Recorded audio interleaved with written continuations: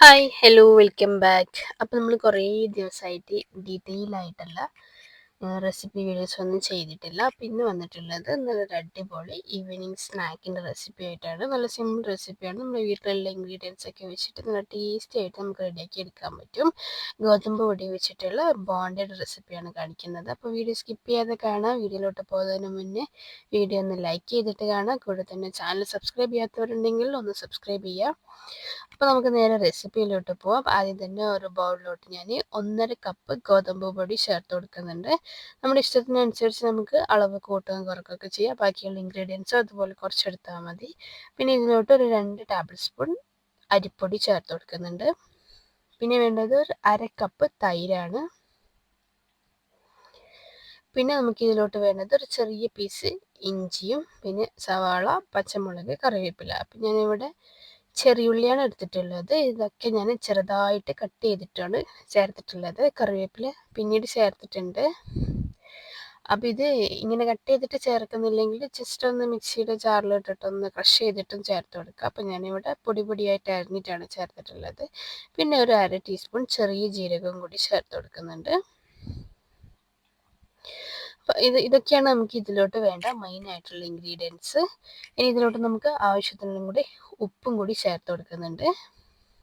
എന്നിട്ട് ആദ്യം ഇതൊക്കെ കൂടി നന്നായിട്ടൊന്ന് മൊത്തത്തിലൊന്ന് മിക്സ് ചെയ്തെടുത്ത ശേഷം പിന്നെ നമുക്ക് കുറച്ച് കുറച്ചായിട്ട് വെള്ളം ചേർത്തിട്ട് ഇത് നന്നായിട്ട് കുഴച്ചെടുക്കണം. നോർമൽ വെള്ളം തന്നെയാണ് ചേർത്തിട്ടുള്ളത്. എന്നിട്ട് നമുക്കിത് ഓവർ വെള്ളമായി പോവാതെ ഇതൊന്ന് നന്നായിട്ടൊന്ന് മിക്സാക്കി എടുക്കണം. അപ്പോൾ വെള്ളം കുറച്ച് കുറച്ചായിട്ട് ചേർത്തിട്ട് അധികം ലൂസല്ല അധികം ടൈറ്റും അല്ലാത്ത രീതിക്ക് ഒരു ബാറ്ററാക്കി എടുക്കുകയാണ് വേണ്ടത്. നമുക്കിത് ഓയിലിലോട്ട് ഇങ്ങനെ ഓരോരോ ഉള്ളിയായിട്ട് ഇടാൻ പറ്റണം. നമ്മുടെ ഉള്ളിവടയൊക്കെ പോലെ കുറച്ചൊരു തിക്കായിട്ട് ഒന്ന് കുറച്ച് ലൂസായിട്ടോ ആ ഒരു രീതിക്ക്.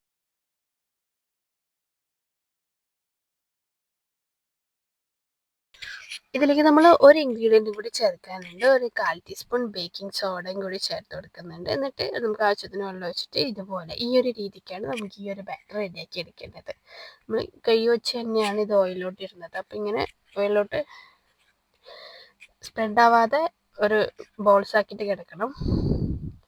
അപ്പോൾ ഇത് നമുക്ക് നല്ല തിളച്ച എണ്ണയിലോട്ട് ഇട്ടിട്ട് നമുക്കിത് ഫ്രൈ ആക്കി എടുക്കാം. കൈ വെച്ച് തന്നെ ഇങ്ങനെ ഓരോരോ പീസായിട്ട് നുള്ളി ഇട്ടെടുക്കുക ചെയ്യുന്നത്.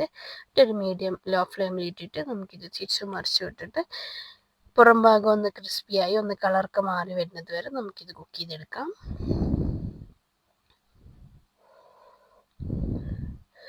അപ്പോൾ അത് നന്നായിട്ട് പൊങ്ങി നന്നായിട്ട് കുക്കായി വന്നിട്ടുണ്ട്. നമുക്ക് ഇതുപോലെ തന്നെ ബാക്കിയുള്ളത് മുഴുവനും ഫ്രൈ ആക്കി എടുക്കാം. അപ്പോൾ കുറച്ച് ഇൻഗ്രീഡിയൻസ് ഒക്കെ വെച്ചിട്ട് നമുക്ക് പെട്ടെന്ന് റെഡിയാക്കി എടുക്കാൻ പറ്റിയ ഒരു സ്നാക്കാണ്. അപ്പോൾ ഇതിൻ്റെ കൂടെ നമുക്ക് സൈഡ് ഡിഷായിട്ട് ഒരു ചട്നിയൊക്കെ ഉണ്ടെങ്കിൽ നല്ല അടിപൊളിയായിരിക്കും. ഞാനിവിടെ സാധാ നോർമൽ തേങ്ങാ ചട്നിയാണ് റെഡിയാക്കിയിട്ടുള്ളത്. തേങ്ങയും വറ്റൽമുളകും വെളുത്തുള്ളിയും ചേർത്ത് അരച്ചിട്ട് പിന്നെ താളിച്ചെടുത്തതാണ്. നല്ല സിമ്പിളായിട്ടുള്ളൊരു ചട്നിയാണ് റെഡിയാക്കിയിട്ടുള്ളത്. ഏത് ചട്നിയും നമുക്ക് ഇതിൻ്റെ കൂടെ സൈഡായിട്ട് ഉപയോഗിക്കാം. ഇത് ചട്നിയിൽ ഡിപ്പ് ചെയ്തിട്ട് കഴിക്കുമ്പോൾ നല്ല അടിപൊളി ടേസ്റ്റാണ്. അല്ലാതെ കഴിക്കാനും നല്ല ടേസ്റ്റാണ്. അപ്പോൾ ചട്നി കൂടി ഉണ്ടെങ്കിൽ കുറച്ചുകൂടി അടിപൊളിയായിരിക്കും. ഇപ്പോൾ വീഡിയോ ഇഷ്ടമായിട്ടുണ്ടെങ്കിൽ ലൈക്ക് ചെയ്യുക, ഷെയർ ചെയ്യുക. ചാനൽ സബ്സ്ക്രൈബ് ചെയ്യാത്തവരും ആദ്യമായിട്ട് കാണുന്നവരുണ്ടെങ്കിൽ നിങ്ങൾക്ക് ഈ ചാനൽ ഇഷ്ടമാവുകയാണെങ്കിൽ പ്ലീസ് ഒന്ന് സബ്സ്ക്രൈബ് ചെയ്ത് സപ്പോർട്ട് ചെയ്യുക.